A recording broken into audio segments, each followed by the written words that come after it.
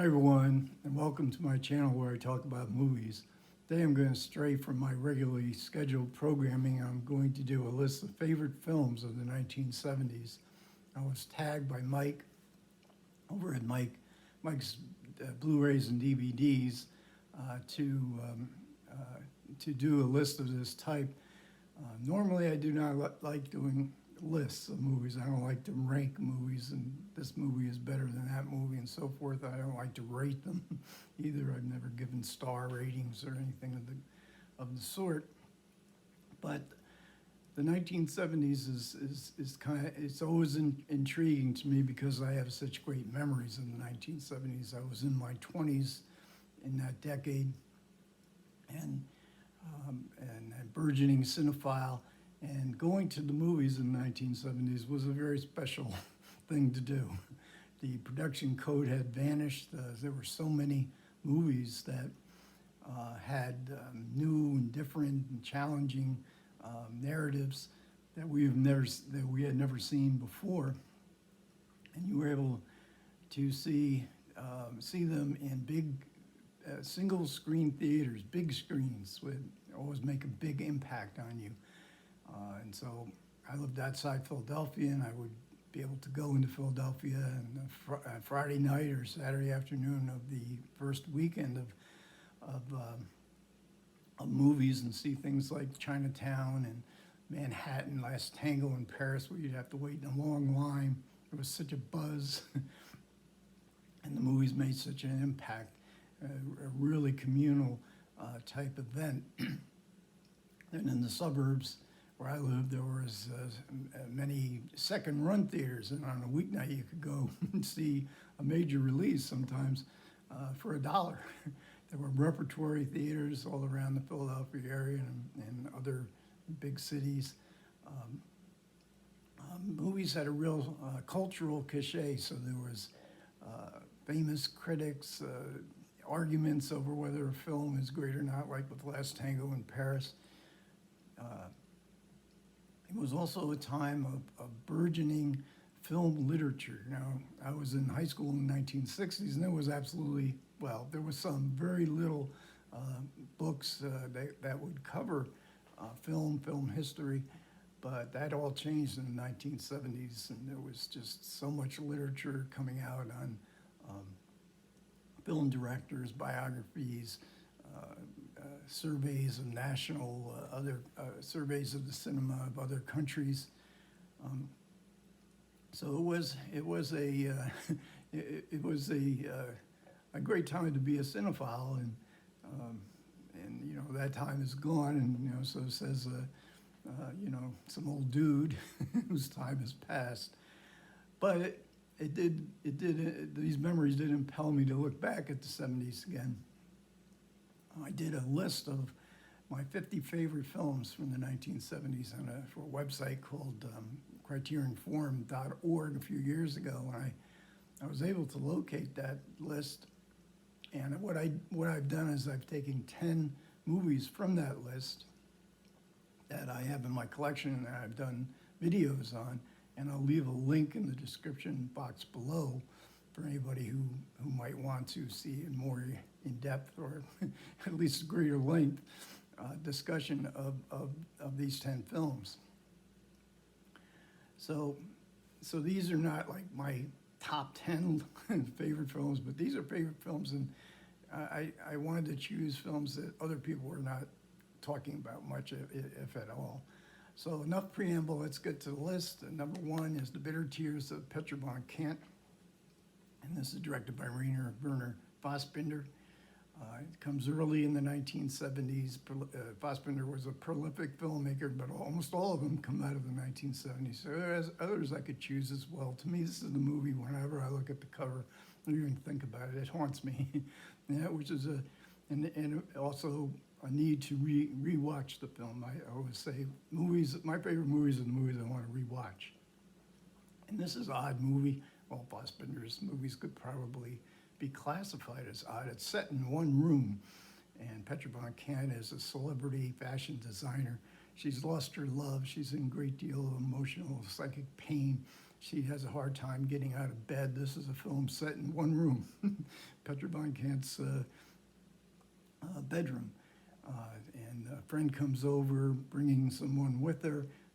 This character played by Hanna Shigula, and Petra von Kant immediately, this is going to be my new love, and Hanna Shigula's character is kind of flighty, but she's an opportunist, and she says, well, this might be a good opportunity to form a relationship with the celebrity designer. The other character in the film is played by Herman. This is Marlene, and Petra von Kant's secretary and gopher.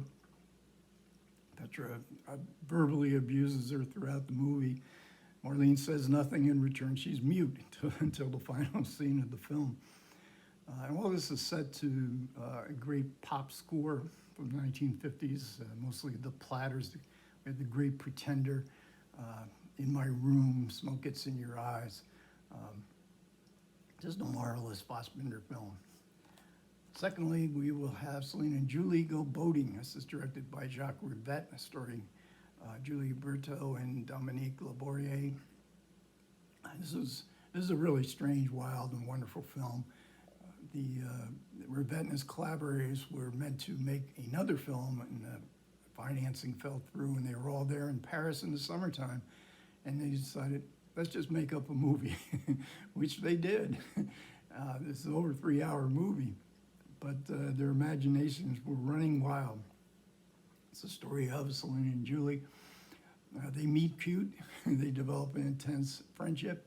They go to visit a relative, and next door is a abandoned house. They go in, there's nobody there.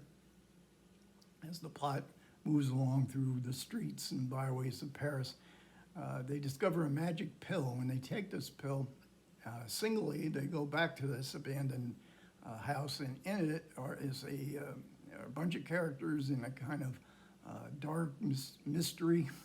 They can't see Celine and Julie, but Celine and Julie just walk around them like they're ghosts, and eventually they go in together because they fear that the young child in this house is in mortal danger.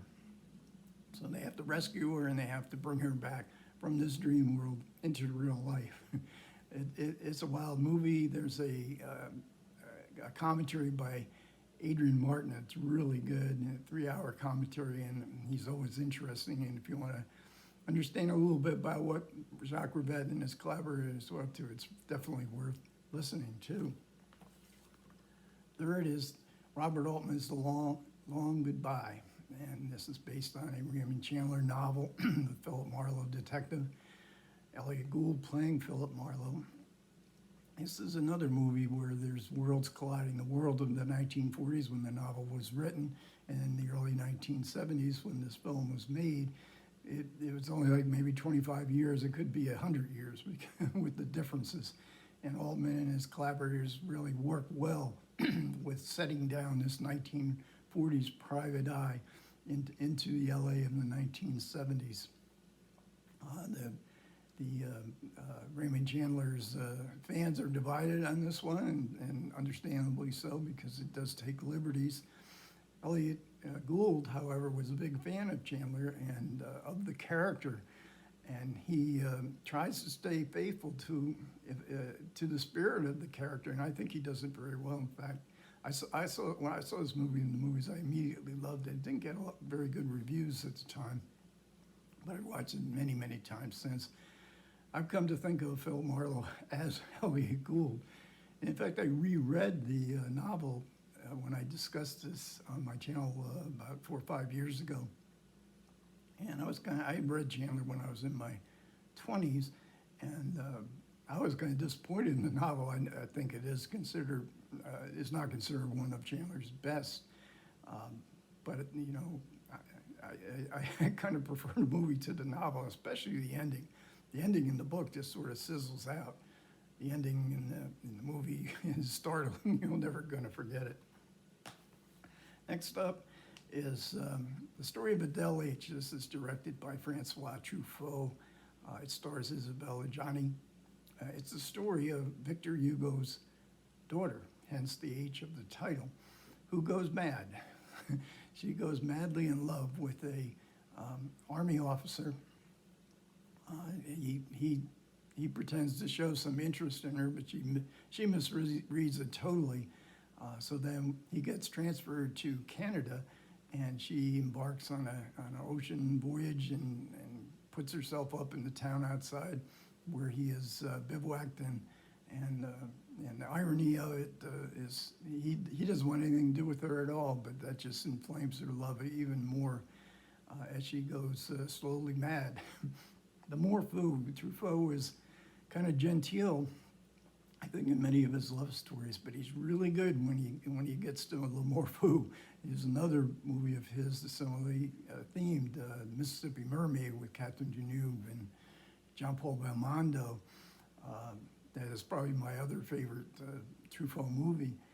His style, which is kind of, it's a bit choppy, deliberately so, and very novelistic with strong narratives. It really suits this kind of crazy love kind of theme. So next up, we will go to Who'll Stop the Rain. This is stars Nick Nolte, Tuesday Weld. It is directed by Carol Rice. It's based on a novel by Robert Stone, a very underrated novelist. The novel is called Dog Soldiers. It's a story of Vietnam come home. The first scenes are in Vietnam, where Nick Nolte, playing a very knowing kind of Marine. He has dabbled in some drug trafficking, but his friend, played by Michael Moriarty, wants a big deal, and he reluctantly, Nick Nolte agrees to help him with this deal, but then when they get back to San Francisco, the deal goes bad.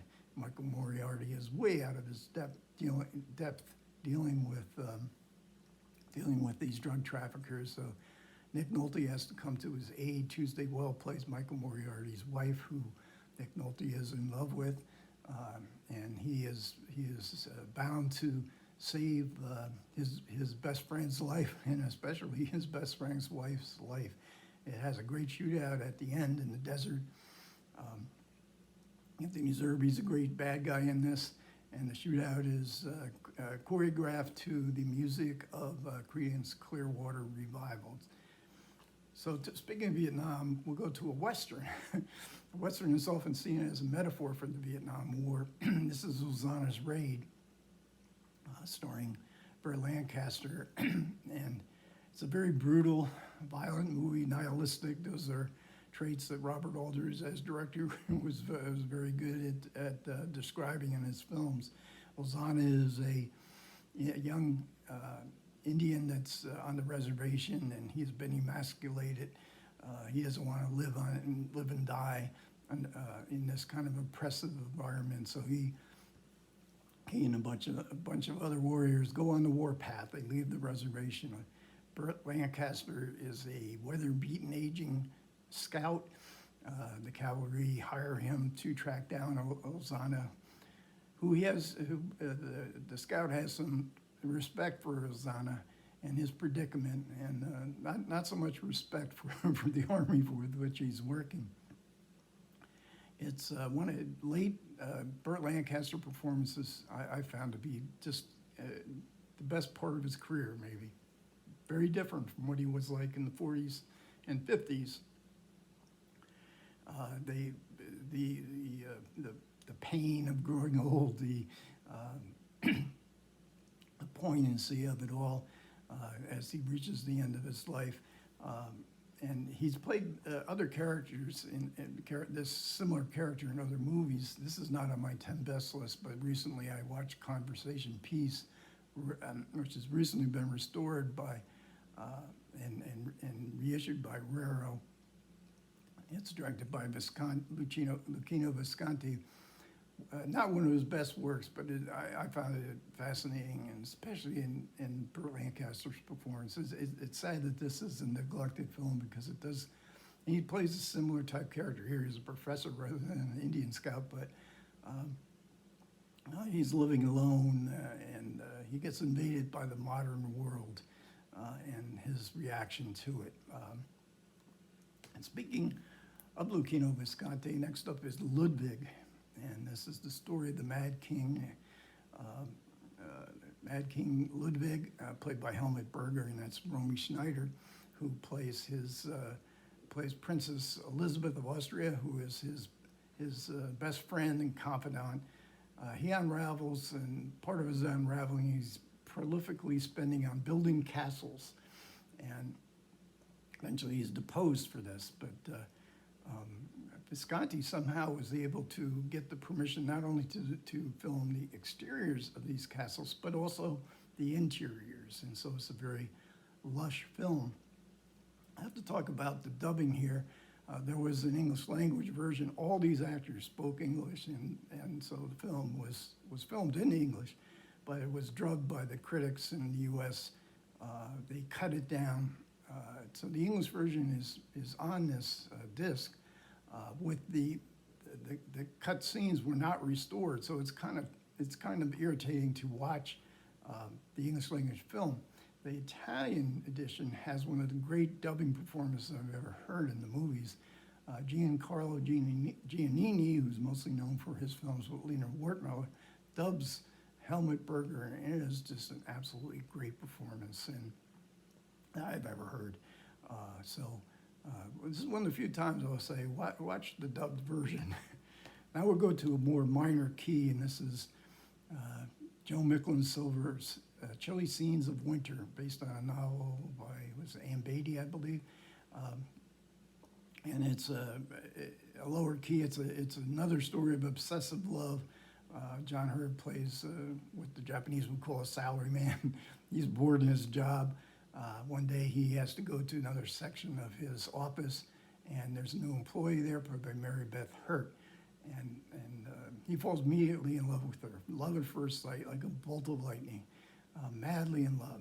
Complication being that she is living with a man she doesn't really love, but she is also serving as a surrogate mother for the man's young daughter. The other impediment here is that she doesn't believe that she is in any way due this kind of adoration. She's not. She could never be who John Hurd's character thinks she is. There's some very funny scenes in the movie, and especially the ones with Gloria Graham. I don't think this is Gloria Graham's last film, but she may have made one more film. But she plays John Hurd's mother, who's also involved in a love affair with Ken McMillan, and as a kind of counterpoint to John Hurd's love affair. But I describe it as low key because it's not the kind of film that's going to grab you and tear your heart out, but it's a very poignant and very moving film. Next up, this is Nicholas Roeg's The Man Who Fell to Earth with David Bowie, based on a novel by Walter Tevis. David Bowie is playing an alien who comes to Earth, but he can't get back. His spaceship is destroyed, so he has to figure out a way to get back home. Bowie is very effective. His androgynous looks definitely play into what you might picture an alien to be.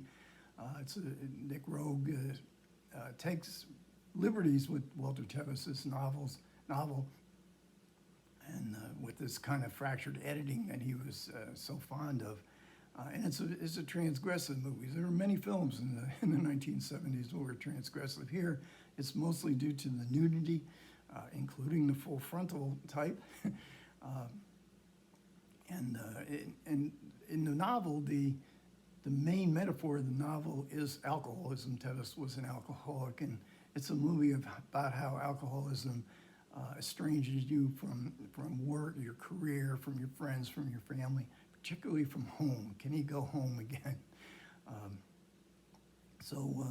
Roeg hits this metaphor in the last scene of the film, and it's very powerful and very much true to the spirit of Walter Tevis's novel. Lastly, we'll look at a heist film.